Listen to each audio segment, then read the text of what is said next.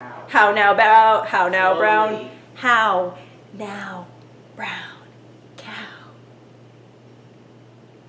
Okay, I'm ready. Hey guys, it's Lorie, and welcome back to my channel. Today, I'm going to be sharing with you guys all the books that I read in the month of December. So my reading for this month was actually really surprisingly good. I wasn't expecting to read this many books this month, especially considering the holidays and my kid being out of school and at home and just general busyness. But surprisingly, I managed to finish 5 books, so that's pretty awesome. So without further ado, let's get into all the books. So the first book that I read this month was Little in Line by Brandy Colbert. This book is about a girl who is coming home from a boarding school. Her parents actually sent her to a boarding school because her brother was diagnosed with bipolar disorder. So she comes home and she gets picked up by her brother, and she is surprised to see that her brother is doing really, really well. Like, he's not showing any symptoms of his bipolar disorder, and he's just in general doing well. So the main character, Suzette, starts to settle into her old life, hanging out with her old friends, seeing a boy that she was interested in before she moved, and just in general kind of settling back into her old life. She gets a job at this flower shop, and she meets a girl that she starts to kind of fall for. So one of the themes in this book is kind of like discovering your sexuality. Suzette is unsure what her sexual orientation is. When she was in boarding school, she was actually kind of hanging out with a girl, and she's just been kind of questioning what she is, like what her sexual orientation is. So anyway, back to the flower shop. The girl that she starts to hang out with at the flower shop that she works with, she becomes interested in. And one day when her brother picks her up from work, her brother also becomes interested in the same girl. So it starts a kind of chain reaction of different things that kind of triggers some of her brother's bipolar stuff, and it's just kind of a wild ride. One of my favorite things about this book was that there was so much representation in here. Like, there was so much. So there's a mental health rep, there is several different religions represented in here, there is a different, like, the main character is a person of color, and the love interest is also a person of color. There's just so many different representations in this book, which is really, really cool. Another favorite thing that I liked about this, though, was the mental health representation, which was the bipolar disorder. The brother Lionel has bipolar disorder, and there's a lot of detail of like the symptoms and some of the things that Lionel goes through that are really accurate to bipolar disorder. So that was something that I really enjoyed reading about because I'm somebody who was diagnosed with bipolar disorder. So overall, the book was okay. I'd probably give it a 3 out of 5 stars. The next book that I read this month was The Hazelwood by Melissa Albert. If you guys have been watching my videos for a while now, then you probably know that I was super stoked to receive this. I actually received this advanced reader copy from a friend who won it in a giveaway, but this book doesn't come out until next month. So I was able to read it early, and oh my goodness, this book was so good. So the book is about the main character, Alice, and her mother. Alice has kind of gone through life experiencing different kinds of misfortunes, and her life has just been in general kind of unlucky. And I think one of the most interesting things about it is that her grandmother, Alice's grandmother, is actually the author of this really dark fairy tale book that's kind of like renowned. But the book is like really hard to find because it was really disturbing, I guess, and it's just really hard to find the copy of her grandmother's book. So she's never actually read the book or even seen a physical copy of it. She's just heard of it. So one day, Alice comes home to discover that her mom has been abducted, or her mom isn't home. Alice teams up with a friend that is actually a huge fan of her grandmother's book, and they go on this journey to find out where her mother is. The only lead that she has to find her mother is this note that says, "Stay away from the Hazelwood," which is actually the estate that her grandmother died alone in. So this book was super good. There were some dark fairy tales in this. They were like really, really like gritty. The world is just dark and just amazing. Like, I love this book so much. Also, the writing in this is so good. Like, I don't know if Melissa Albert has written anything else, but I want to read more of her books because this was so good. And can we talk about this cover too? Like, I cannot wait until the finished copy of this comes out because I'm gonna get one as well. I just need to have a finished copy of this book. I loved it so much. I give The Hazelwood 5 out of 5 stars. The next book that I read this month was Six of Crows by Leigh Bardugo.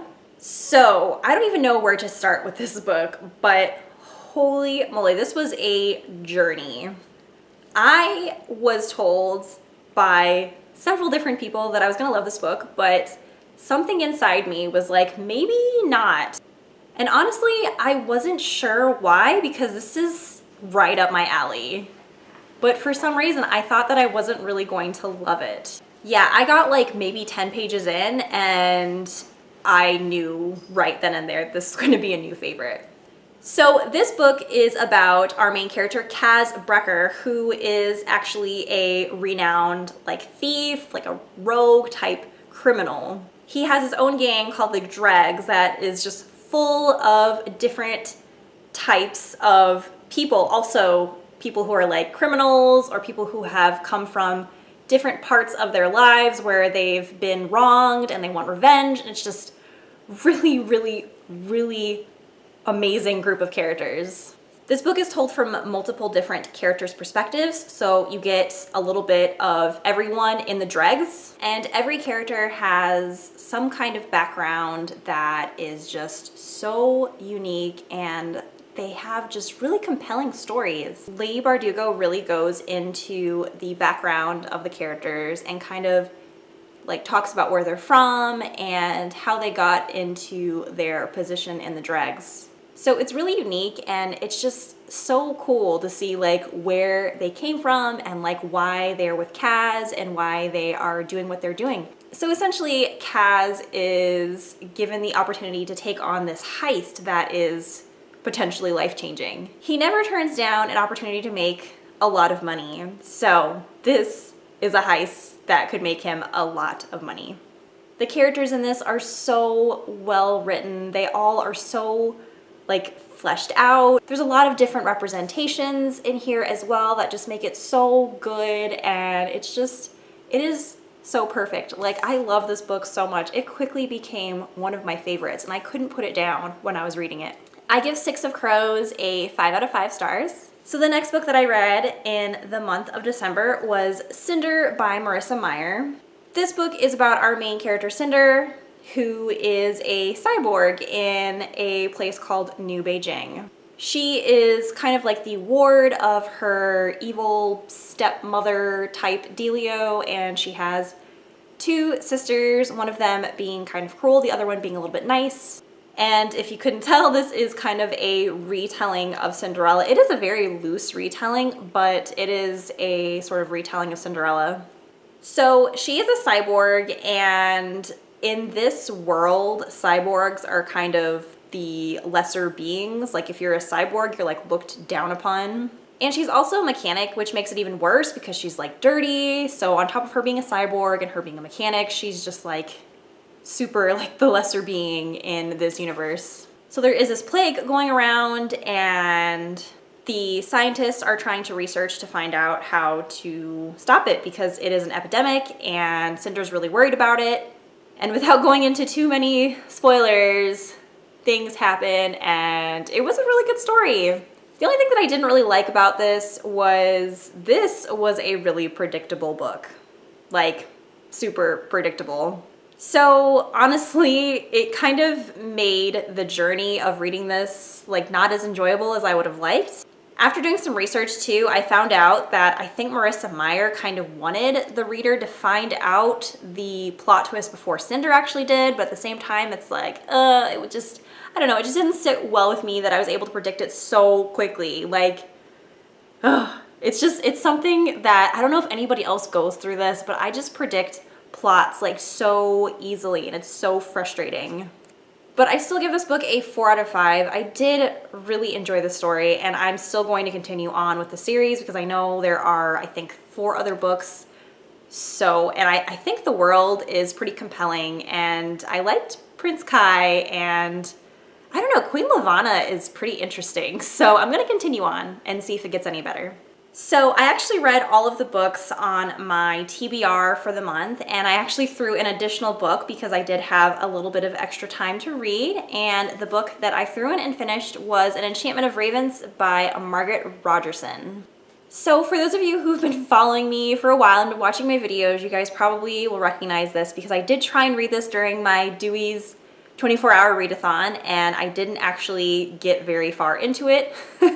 I never did pick it back up, so it just kind of sat there, and this was the perfect opportunity to read this because I had a couple more days left of the year, and I wanted to throw in a short book that I've been wanting to finish, and this was perfect. So for some reason, when I did start this around the Dewey's 24-hour readathon, I didn't super get into this, but when I read this time around, oh my gosh, like I flew through it. It was so good. So this book is about our main character, Isabel, who lives in a town called Whimsy. There are fae in this book, but they're not the type of fae that you want to be cuddling with at all.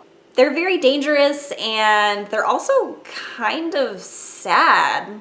So in this book, humans call like writing, cooking, drawing, that type of stuff, they call that craft. And essentially faes are not able to do any crafts. They're just not able to do it because they don't have human emotion. So when Isabel is given the task to paint a picture of the Autumn Prince, she makes the mistake of painting human sorrow in the Autumn Prince's eyes. This is something that you're not supposed to portray because it is a sign of weakness in faes. They cannot be shown like human emotion in their face because then they look weak. So the Autumn Prince takes her and whisks her off to stand trial, but in doing so, a romance unfolds and some other fun stuff happens. I honestly thought I was going to fall in love with this, and when I first started reading it in I think like October or something, I didn't really like it as much, but then this time around something changed. Like, I don't know, I think that just reading more about it, like getting deeper into this, really helped. Also, the writing in this is so beautiful. Like, this is some of the most beautiful writing that I have like ever read. It is just so gorgeous.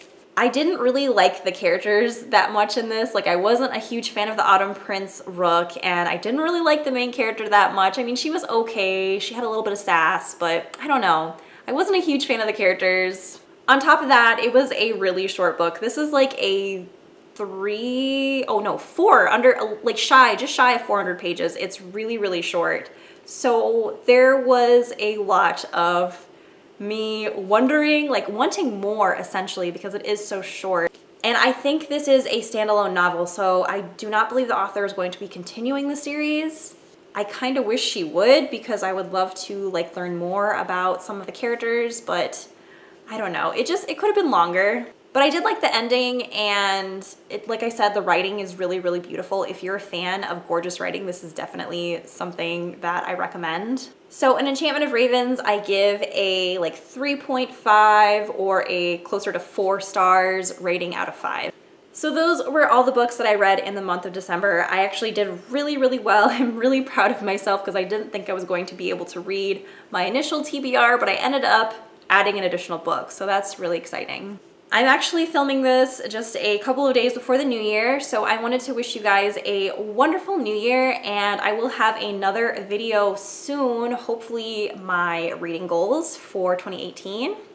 Thank you guys so much for watching, and I will catch you in my next video. If you guys did enjoy this video, make sure to give it a legendary thumbs up and subscribe for more videos. I will see you guys next time. Have a wonderful day. Bye!